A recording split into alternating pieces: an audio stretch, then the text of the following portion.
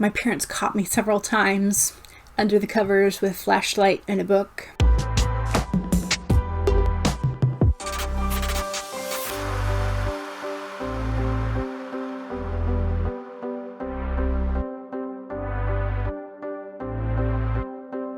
Hi, my name's Jules. I'm the Dawdling writer, and this is my AuthorTube Newbie Tag 2.0. The original was by Jenna Streety, and I will link that video in the description below. There are 13 questions. There are 14 total, and then one of them you get to pick whether or not you are a newbie or an experienced AuthorTuber, and you answer one of those two questions. So there are 13 questions, and I thought I would go ahead and do them and share a little bit more about myself and get over that fear of sharing, which I talked about in the last video on my channel, and I will try to link that in the info card up there.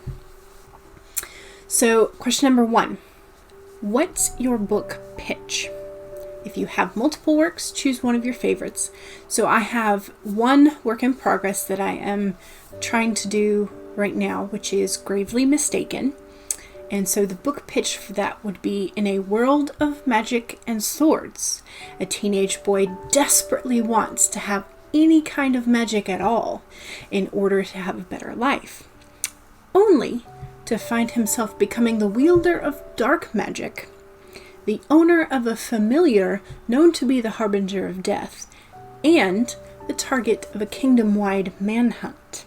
The second question is, if you were a book, how would you pitch yourself? And I think I'm still working on this book pitch for myself, but professional daydreamer and dawdler Julianne Turner, or Jules, is a fantasy, adventure, and mystery writer from Georgia who loves trying to guess the end of stories before she finishes reading them, and then has to pretend she's okay when they don't turn out the way she thinks they should. Question number 3. What do you usually write? I think this is sort of genre based. So I usually write YA fantasy fiction, and I really love sort of like the adventure of it and the potential for like new magic systems, new logics, therefore like sort of new perspectives about how the world can work and function. New ways to approach problems. I mean, the fantasy element of it is always sort of like this escapism, which is what I love about books in themselves. But I tend to like writing sort of more of the epic, the world building element of fantasy, and I really like, I like incorporating dark fantasy because it really allows for a clash in this integration of sort of the conflict between politics and economics and religious systems and giant organizations, and sort of you have the conflict on the personal level with the characters themselves, and then you have the overarching conflicts that can occur in society. And I really find that on a human level, we all tend to understand that those types of conflicts definitely influence us. So that is definitely one of my favorite aspects of fantasy. But I also like the fact that in fiction, I can give a happy ending, which is not always necessarily true in those real life conflicts. One of the other things I like about fantasy is that I can sort of interweave archetypes and mythology from a variety of different cultures, and really have those core elements of storytelling and those familiar characters and situations that you then can elaborate on, and they can be something completely new, something completely different. So that's what I love about fantasy. Question number 4. What is something you will never write? I don't want to ever say never, but I'm not a huge fan of writing biographies. That may be because I don't have a particular person that I am really interested in researching to death is how I sort of feel like you have to do for biographies. I feel like when you have to delve into all the minutia of that person's life, it kind of feels like I'm prying into their lives, like I'm looking for something to gossip about. And I don't necessarily sort of feel comfortable with that. I feel completely comfortable with writing all the minutia of my characters' lives, but like somebody actually living or somebody that has lived, that seems a little intrusive to me. But that's me personally. I don't think I would write biography because of that. Another aspect of it is because no matter how you write it, no matter how well you've written it, no matter how well you've researched and have sort of evidence of everything that you're putting in the book, there are always going to be family and friends of the person that you are writing about that are upset about the way that you portray that person. And I don't know about y'all, but I have spent all of my life sort of trying to avoid the conflict within the family. And I just have this deeply seated need to avoid the confrontation between family members. I would love to be able to tell some of the really cool stories in between family members and things they've done, but those will never see the light of day because there are always going to be family members around that would not react well to those stories being told. Question number 5. What's your goal for starting an AuthorTube channel? So I wanted to be a bit more comfortable talking about my writing. I wanted to be more comfortable talking in public. I wanted to just feel in general okay with sharing more about my stories, my ideas, my creative process. And I felt like creating the YouTube channel to go along with the blog that I had already started would be a way to do that. I had started the Dawdling Writer blog with the idea that I wanted to share more of my ideas and start writing consistently.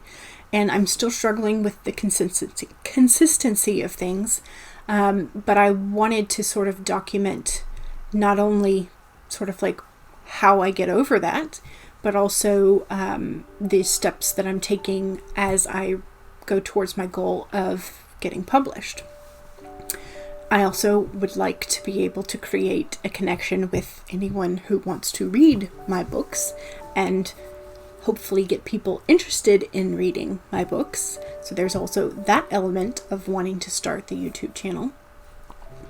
But I also felt like one of the aspects of the AuthorTube channel and creating videos and then editing them, one of the benefits of that is to get more comfortable with editing and with videography, and also making sure that I build sort of that consistent schedule, which I am trying to do.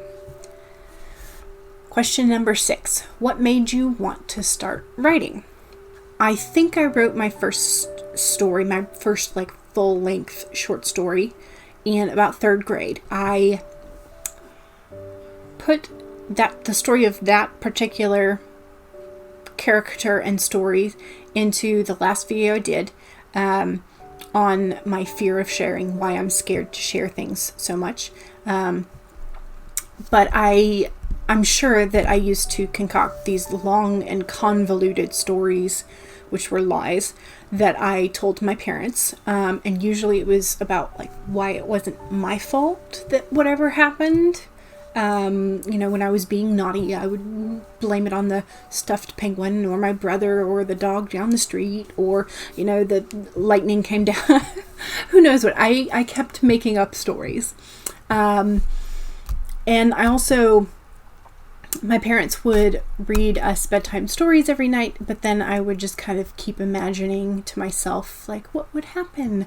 So, because I didn't want to go to bed, I would start telling myself these stories. It became a habit, I think, after my parents caught me several times under the covers with a flashlight and a book.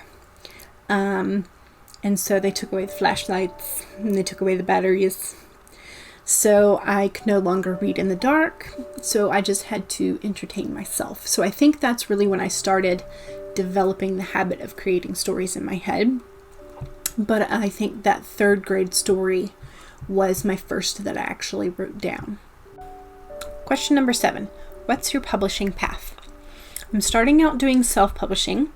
I would eventually love to be traditionally published as well, so I guess that makes me a hybrid author. And I have done some research on some of the successful, the bigger indie self-published authors, and a lot of them wind up taking deals from publishing houses to be able to traditionally publish at least some of their work.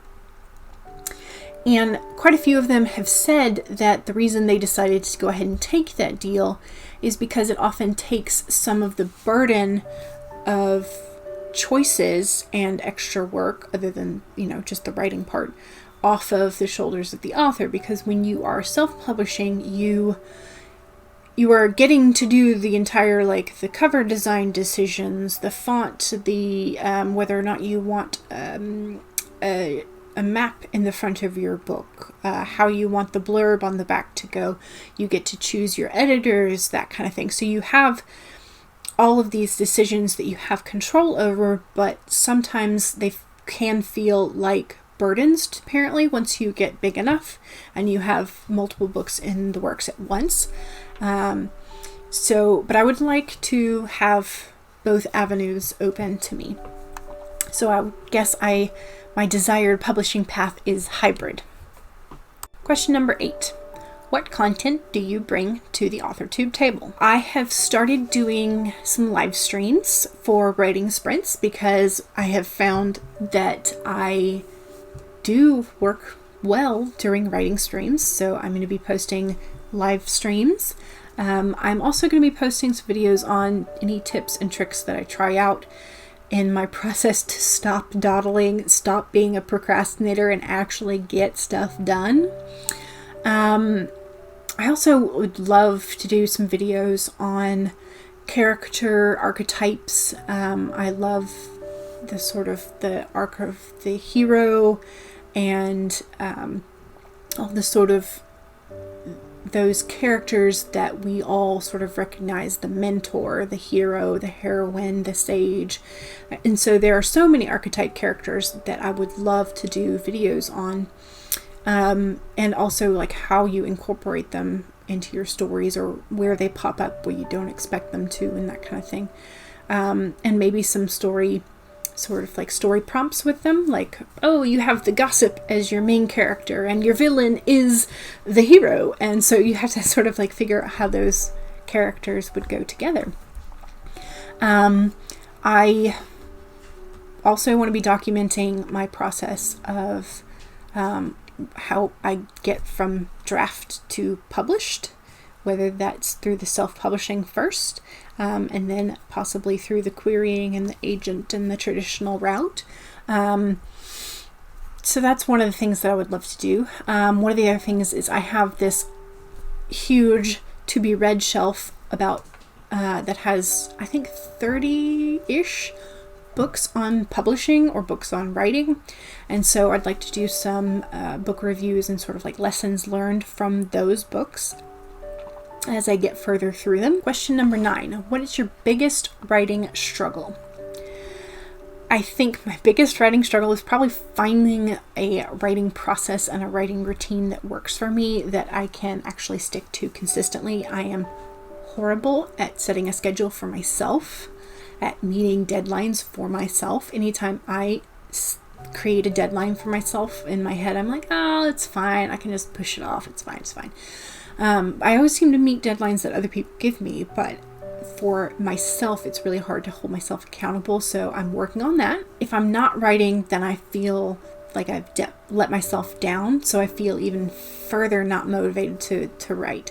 So that sort of working out in my brain why my brain is telling me, yeah, it's fine not to write when it's really not, and sort of getting off my butt and actually writing. That's my biggest struggle. And question number 10 is, what's your biggest writing skill? So I think my current best writing skill is sort of that world building, especially imagery of the landscape and sort of visualizing how the world around the characters look like. So I guess specifically the setting, building the setting. For me, those words flow quite a bit easier than dialogue and action. One of the things I have with dialogue is in my head, I'm imagining these characters talking back and forth, but then when I wind up writing it or typing it out, it often looks or feels very stilted and formal on the page. And so I often have to do a lot more editing with my dialogue than I do with my just sort of like prose, with actions and the describing of events rather than the landscape. I'm always going to the thesaurus. So I think that's just practice and habit though. So I think the more I do it, the better I'll get, making it sound less repetitive. That's the goal. Questions 11 and 12 are the choose one if you are a newbie or a veteran. So I'm the newbie, so I'm going to be answering question number 12. And if you are new to AuthorTube, what is your biggest AuthorTube question? And sort of a question that is half joking but half serious is, how in the world do you manage to edit your videos so quickly?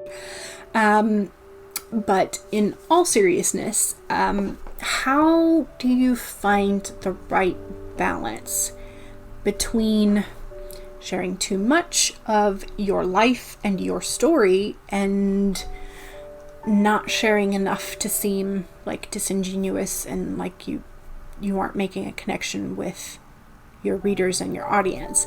So I feel like I need tips and tricks for fixing the balance between oversharing and undersharing. So that's what I need help with, among other things, plenty of other things, but that's the one I'll focus on for now. Question number 13 is, are you looking for new channels to follow, betas, critique partners, or any other types of writing buddies? So I would love to have it all. I have discovered quite a few channels for AuthorTube, but every time I watch one, they mention somebody else that I haven't heard of, and so I have been going and trying to subscribe and watch everybody. They're always fascinating and fun people, and so please send me some more recommendations for channels, because we're all stuck in quarantine thanks to that which shall not be named, and I have tons of time for watching videos. As for the betas or critique partners and writing buddies, yes, I would love to have them. I think I just need like writing buddies and betas probably first. I'm not quite sure how that works, so that's one of the other things I have to figure out. Question 14 is, what are you most excited for during this new fresh start on AuthorTube? I am really excited just to be able to talk and nerd out with other people about writing, about stories, about your characters. I get so excited and hyper when I talk about my characters, when I talk about my world and what they're going to be doing, and so does every other author that I've encountered, and it's a fun time. So I'm really just excited to talk about stories with people, because whenever I get to talk about my stories and ideas, I always feel way more excited about writing and way more motivated to write. So I'm really excited to just keep writing and hopefully take you along with my journey, and hopefully we will all be better writers and readers together. So please leave me a like, leave me a comment, subscribe, maybe the bell, and I will see y'all next time.